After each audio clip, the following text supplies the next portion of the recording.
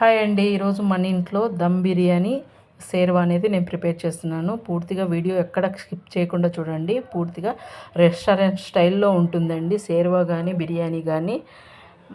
ముందుగా అయితే పాత్రలో ఆయిల్ వేడెక్కాక ఆనియన్స్ను సన్నగా పొడవుగా ఇలా కట్ చేసుకోవాలండి. మనం ఇలా కట్ చేసుకోవడం వల్ల, సన్నగా కట్ చేసుకోవడం వల్ల తొందరగా అనేటివి వేగుతాయి ఆనియన్స్.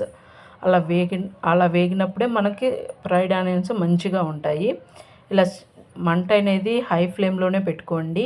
మధ్యలో ఇలా కలుపుతూ ఉండండి. కొందరైతే సాల్ట్ యాడ్ చేస్తారు. సాల్ట్ ఏమి యాడ్ చేయాల్సిన అవసరం లేదు. ఇలా వేపుకుంటూ ఉండండి. మధ్యలో ఈ బిర్యానీకి అనేది ఇవి ఫ్రైడ్ ఆనియన్స్ అనేది కొంచెం టేస్ట్ని యాడ్ చేస్తాయండి. కంపల్సరీగా ఫ్రైడ్ ఆనియన్స్ ఉంటేనే మనం దమ్ బిర్యానీ అనేది మంచిగా టేస్ట్ చేయగలము. ఇది వచ్చేసి నేను షేర్వాకి కూడా యూజ్ చేసుకుంటాను కాబట్టి ఎక్కువ ఆనియన్స్ వేసుకున్నానండి. చూడండి, ఆల్మోస్ట్ అయితే ఇది వేగిపోవడానికి వచ్చాయి కదా. చూడండి, బాగా వేగిపోతున్నాయి. మంచిగా వేసుకున్న తర్వాత ఫ్రైడ్ ఆనియన్స్ బాగా బ్లాక్ కలర్ కాకుండా బాగా గోల్డెన్ బ్రౌన్ కలర్లో వచ్చేంత వరకు వేపుకొని పక్కన తీసి పెట్టుకోవాలి. ఇదే ఆయిల్ కొంచెం ఎక్కువ అవుతుంది కాబట్టి నేనైతే కొంచెం పక్కన పెట్టేసి ముందుగా కడిగి పెట్టుకున్నటువంటి 1 కేజీ చికెన్కి 1 కేజీ రైస్ కంపల్సరీ ఉండాలండి. అప్పుడే మంచిగా కుదురుతుంది. ఈ చికెన్లో కారం, తగినంత కారం, 2 టేబుల్ స్పూన్ కారం అయితే యాడ్ చేసుకుంటాను. మీ టేస్ట్కి తగ్గట్టు వేసుకోండి. కొంచెం స్పైసీగా కానీ అట్లా ధనియాల పొడి, గరం మసాలా వేస్తున్నాను. నేనైతే చికెన్ని ముందుగానే ఉప్పు నీళ్ళలో నానబెట్టాను. ఎందుకంటే చికెన్ అనేది మంచిగా స్మూత్గా వస్తుందండి. తర్వాత దానికి తగ్గట్టు పెరుగు యాడ్ చేసుకుంటున్నానండి. పెరుగు యాడ్ చేసుకొని ఒక 4 పచ్చిమిర్చి వేసుకుంటున్నాను. నేను ఇక్కడ మళ్ళీ హోల్ గరం మసాలాలో ఆల్రెడీ రైస్ ఉడికించేటప్పుడు వేస్తాను కాబట్టి ఇక్కడ ఏమీ లేదు. ఓన్లీ మసాలాలు మాత్రమే వేస్తున్నానండి. ఫ్రైడ్ ఆనియన్స్ వేసేసి మంచిగా కలుపుకోవాలండి. మనం కలుపుకునే దాంట్లోనే చికెన్ బిర్యానీ టేస్ట్ మంచిగా వస్తుంది. అందుకని కలిపే విధానం కూడా మంచిగా ఉండాలని నేను మంచిగా పదే చెప్తాను. మనం ఎంత బాగా దానికి మసాజ్ చేస్తామో చికెన్కి అంత బాగా టేస్ట్ అనేది వస్తుందండి. నేనైతే అల్లం వెల్లుల్లి పేస్ట్ మర్చిపోయాను, మళ్ళీ వేసేసి మళ్ళీ కలిపానండి. అలా ఏమనుకోకండి. తగినంత ఉప్పు, ఆల్రెడీ నేను ఉప్పు నీళ్ళలో నానబెట్టాను కాబట్టి కొంచెం చూసి వేసుకుంటాను నేను ఉప్పు అయితే. చూడండి, మంచిగా మసాజ్ చేసుకోవాలండి. ఈ మసాజ్ అనేది చికెన్కి మంచిగా మ్యాగ్నేట్ అవుతుంది. మంచిగా మసాలాలలో పట్టే విధంగా మంచిగా కలిపేసుకోవాలండి. కొత్తిమీర, పుదీనా కొద్దిగా వేసేసి అలా పక్కన ఉంచేసుకున్నామంటే మనం కావాల్సినట్టు మూత పెట్టేసి పక్కన ఉంచేసుకుందాం.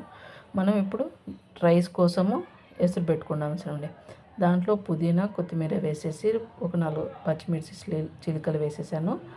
అందులోనే నేనైతే కొద్దిగా ఆయిల్ యాడ్ చేస్తున్నానండి. ఆయిల్ అనేది ఎక్కువ ఏం లేదు. రైస్ అనేది పొడిగా వస్తుంది ఈ ఆయిల్ యాడ్ చేయడం వల్ల. ఇంకొచ్చేసి హోల్ గరం మసాలాలు ఇప్పుడు ఇక్కడ వేసేసుకుంటున్నానండి. మీరు వాటర్ అనేటివి, ఈ బాయిల్ వాటర్ అనేది కొంచెం ఉప్పగా ఉంటేనే మనకి బిర్యానీకి అనేది కరెక్ట్గా సరిపోతుంది. చాలామంది అసలు లైట్గా వేస్తుంటారు, కానీ ఉప్పుగా ఉంటేనే ఎసురు అనేది బాగుంటుందండి. కొంచెం ఉప్పు చూసుకొనేసి బాగా బాయిల్ అయిపోయిన తర్వాత మనం ముందుగా నానబెట్టుకుని ఉంటారు. నేనైతే 1 అవర్ ముందు నానబెట్టుకున్నాను రైస్. 1 అవర్ కానీ హాఫ్ అన్ అవర్ ముందుగానే నానబెట్టుకోవచ్చండి. మంచిగా కలిపేసి ఒకసారి వదిలేస్తే ఈ రైస్ని పక్కన స్టవ్ పైన పెట్టేసి నేనైతే ఇప్పుడు మనం ముందుగా మ్యాగ్నేట్ చేసి పెట్టుకున్నాం కదా చికెను, ఆ చికెన్ని ఇంకో వైపు పెట్టేసుకుంటానండి. ఎందుకు అంటే చికెన్ చాలామంది కలిపేసి పెట్టిన దానిపైనే రైస్ అనేది పడిచేసి ఒకేలా దమ్ పెట్టేస్తారు. అలా కాకుండా ఇలా చికెన్ని తీసుకెళ్ళి మనం గ్యాస్ పైన పెట్టేసి ఒక 10 మినిట్స్, అంటే ఆల్మోస్ట్ మనకు రైస్ ఉడికే లోపల ఈ చికెన్ అనేది ఉడికిందనుకో, మనకి కింద అనేది అడుగు మాడకుండా, ఏ విధంగా ఇబ్బంది లేకుండా మంచిగా చికెన్ కూడా ఉడుకుతుంది, రైస్ కూడా మంచిగా వస్తుంది. కాబట్టి ఈ విధంగా చేయండి. చికెన్ అనేది కంపల్సరీగా ఇలా 5-10 మినిట్స్ అంటే అక్కడ రైస్ ఉడుకుతుంది అన్నాక మనం ఇక్కడ చికెన్ పెట్టేసుకున్నామంటే ఆ 2 ఈక్వల్ టైంలో మనకి రెడీ అయిపోతుంది. చికెన్ కూడా ఆల్మోస్ట్ 70% ఉడికిపోతుంది. మనం దమ్ పెట్టుకున్న తర్వాత పూర్తిగా బిర్యానీ ఉడుకుతుంది. కింద అయితే ఎలాంటి మాడడం కానీ ఎలాంటిది ఏమి ఉంటుందండి, పర్ఫెక్ట్గా ఉంటుంది రెస్టారెంట్ స్టైల్లో. కింద చాలామంది మాడుతుంది పెరుగు వేసడం వల్ల అంటారు. నేనైతే ఇది తీసుకుంటున్నాను కొంచెం, ఎందుకంటే పైన బిర్యానీ పైన వేసుకోవడానికి. చికెన్ చూడండి ఆల్మోస్ట్ ఒక 40% అయితే ఉడికింది. ఇప్పుడు రైస్ కూడా ఉడకడానికి వచ్చేసిందండి. రైస్ అనేది 70% ఉడికిందంటే మనకి దమ్ పెట్టుకోవడానికి చాలా బాగుంటుంది. ఇప్పుడైతే రైస్ అయితే ఆల్మోస్ట్ ఉడికిపోవడానికి వచ్చేసింది. మనం చికెన్ కూడా అయింది చూడండి. కొద్దిగా వాటర్ కావాలంటే కూడా అక్కడ ఉన్నటువంటి ఎసురులో అదే బిర్యానీలో ఉన్నటువంటి వాటర్ వేసుకోవచ్చు. నాకైతే కొద్దిగా చారిపోతాయండి, ఎక్కువ అనిపిస్తుంది. ఇప్పుడు వచ్చేసి నేను చికెన్ అయితే ఉడికిపోయింది కదా, రైస్ అనేది యాడ్ చేసుకుందాం.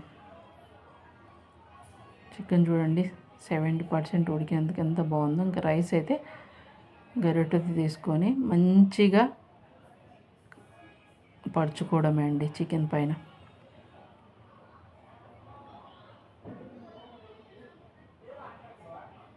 లేకపోతే ఒకేసారి ఒక 70% రైస్ ఉడికిన తర్వాత ఏదన్నా బొర్రెల గిన్నెలు కానీ ఏదన్నా ఉంటే దాంట్లో జాల పోసుకొనేసి ఒకటేసారి కూడా మీరు ఇలా దానిపైన వేసుకోవచ్చండి. నేను గరిటెతో కొంచెం కొంచెం లేయర్లుగా తీస్తున్నా కాబట్టి ఇలా వేస్తున్నాను. మీకు లేదు మేము ఒక 70% ఉడికిన తర్వాత అయినా మేము మొత్తం ఒకేసారి చికెన్ పైన వేసుకుంటామంటే అలానైనా వేసుకోవచ్చు, ఏం ప్రాబ్లం అయితే ఉండదు. కానీ చికెన్ అనేది ఉడకాలి. ఒక 10 మినిట్స్ అన్నా చికెన్ ఉడికితే కింద మీకు అడుగు మాడదు, టేస్ట్ కూడా మంచిగా వస్తుంది. ఇట్లా మధ్యలో మధ్యలో ఆనియన్స్, ఫ్రైడ్ ఆనియన్స్, కొత్తిమీర చల్లుకుంటే బాగుంటుంది. మా వాడైతే ప్రయోగం చేయడానికి వచ్చాడు. నేనేదో నా పాటికి నేనేదో వీడియో తీసుకుంటుంటే నేను తీస్తాను వచ్చినాడు. చూడండి ఆట ఆడిస్తున్నాడు కెమెరాని.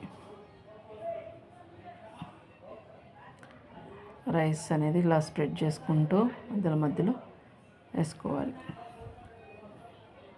ఒకసారి ఇలా కూడా ట్రై చేయండి. మీకు ఏ విధంగా అనిపించిందో నాకు కామెంట్ సెక్షన్లో మళ్ళీ కామెంట్ చేయండి. నా వీడియో నచ్చితే లైక్ చేసి, షేర్ చేసి, సబ్స్క్రైబ్ చేసుకోండి. ఇలాంటి మరిన్ని వీడియోలతో మేము ముందుంటాను. ప్లీజ్ ఫ్రెండ్స్ సబ్స్క్రైబ్ చేసుకోవడం మర్చిపోకండి. మీకు ఏది అనిపిస్తే అది కామెంట్ సెక్షన్లో రాయండి, నా వీడియో గురించి, ఫుడ్ గురించి. మా వాడైతే నాకు కెమెరాని ఆట ఆడిస్తూనే ఉన్నాడు. వాడు తీయడమేమో కానీ ఇది డ్యాన్స్ చేస్తూ ఉంది చూడండి. అన్ని యాంగిల్లో తిప్పుతూ ఉన్నాడు. వద్దురా గమ్మున ఉంటా అంటే వినడు.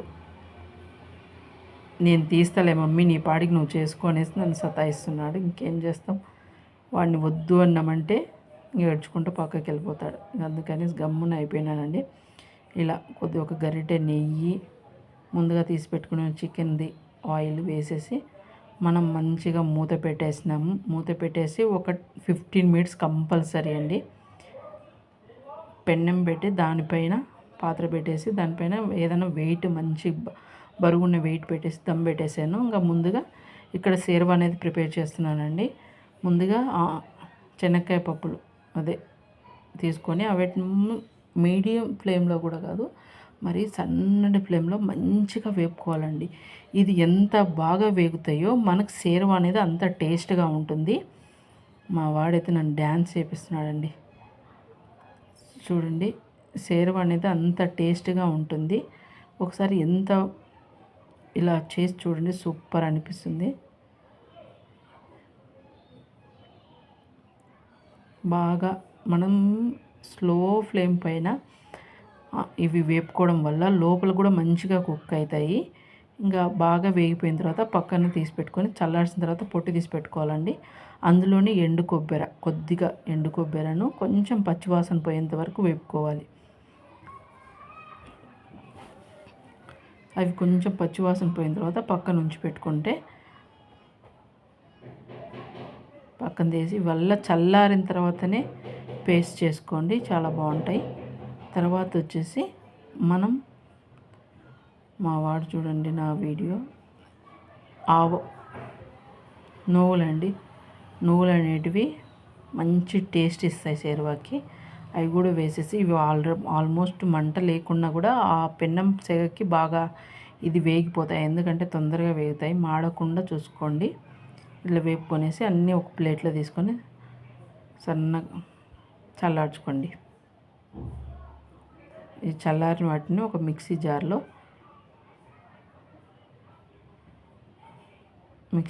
వేసుకొనేసి దీంట్లోనే ఫ్రైడ్ ఆనియన్స్ వేసుకోండి.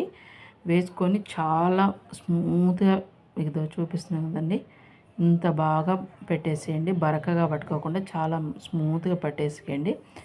ముందుగా మన విధంగా పేస్ట్ చేసి పెట్టేసి పక్కన ఉంచేసి బాండిలో ఆయిల్ వేసుకోవాలండి. దానికి తాలింపు కావాల్సినటువంటి జీలకర్ర ఆవాలు ముందుగానే రెడీ చేసి పెట్టుకోండి. మా వాడైతే వీడియో అయితే ఆన్ చేసి పెట్టాడు. ఇంకా దేం చేసి ఇందాక ఆనియన్స్ వేగి పెట్టుకున్నా కదా, ఆయిల్నే సరిపోతుందండి. ఆయిల్ వేడెక్కాక జీలకర్ర ఆవాలు, జీలకర్ర వేయడం వల్ల టేస్ట్ బాగొస్తుంది. ఆవాలు వేసిన తర్వాత కొద్దిగా కారం పొడి మీ స్పైసెస్ తగ్గట్టు వేసుకోండి. నేనైతే కొంచెం ఎక్కువనే వేసాను. ధనియాల పొడి, గరం మసాలా కూడా వేసుకుంటున్నాను. మళ్ళీ వచ్చేసి జీలకర్రను వేపుకొనేసి పొడి చేసి పెట్టుకుంటారు కదా, అది వేసుకోవాలండి. కొంచెం మాడినట్లు అనిపిస్తుంది కానీ ఏం లేదు, బాగుంటుంది. మంచిగా ఆయిల్లోనే వేపుకోవడం బాగుంటుందండి. మంట అనేది మీడియం ఫ్లేమ్లో పెట్టుకొని మంచిగా వేపుకున్న తర్వాత టమాటా ప్యూరీ వేసుకోవాలండి.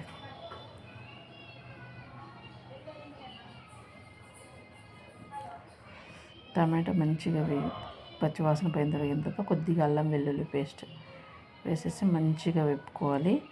ఇది బాగా వేగిపోయింది, పచ్చివాసన అంతా పోయింది అన్నప్పుడు మాత్రమే మనం ముందుగా పేస్ట్ చేసి పెట్టుకున్నటువంటి అదే ఉంది కదండి పేస్ట్, అది వేసేసుకోవాలి. ఇది మనం ఈ పేస్ట్ ఎంత స్మూత్గా బ్లెండ్ చేసుకుంటే అంత బాగుంటుంది ఈ సేర్వాకి. చూడండి మంచిగా కలిపేసుకోవాలండి. బాగా కలిపేసేసిన తర్వాత మనకు కావాల్సినంత తగినంత వాటర్ వేసుకోండి. మరి చిక్కగా కావాలన్నా ఏ విధంగా కావాలనో చూసుకోండి. సేర్వా అనేది కొంచెం లూజ్గా ఉంటేనే బిర్యానీకి అనేది టేస్ట్ బాగుంటుంది. కొంచెం బాగా వేపుకునేసి తగినంత వాటర్ యాడ్ చేసుకోవడమే అండి. మంచిగా అది బాగా ఉడుకుతూ ఉండాలి.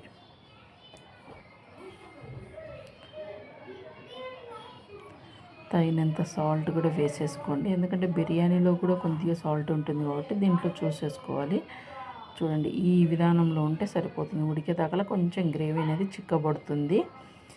కొద్దిగా తగినంత సాల్ట్ ఇప్పుడు ఉడికేటప్పుడు ఈ పై పొంగునన్నిటివి తీసేసుకుంటే మనకి సేర్వా అనేది టేస్ట్ చాలా బాగుంటుందండి. ఈ సేర్వా తీసేసుకుందాం. ఫస్ట్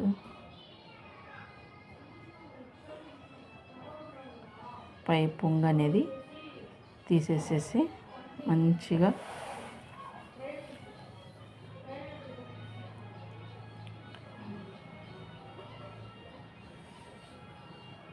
ఈ పొంగు అనేది తీసేసుకుందాం.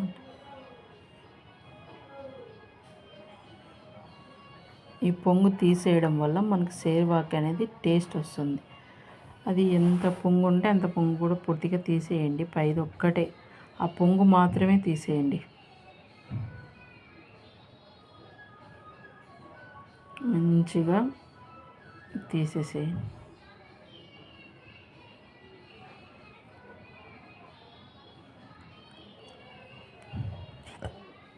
తర్వాత కొంచెం కరివేపాకు, కొత్తిమీర యాడ్ చేసుకునేసి ఒక 2 మినిట్స్ ఉడికి ఇచ్చిందామంటే మనకు రైస్ అయిపోయింది. ఆల్మోస్ట్ బిర్యానీ అనేది దమ్ పెట్టేసినాం కదా, రైస్ కూడా బాగా ఇదైపోయిందండి. నా వీడియో నచ్చితే లైక్ చేసి, షేర్ చేసి, సబ్స్క్రైబ్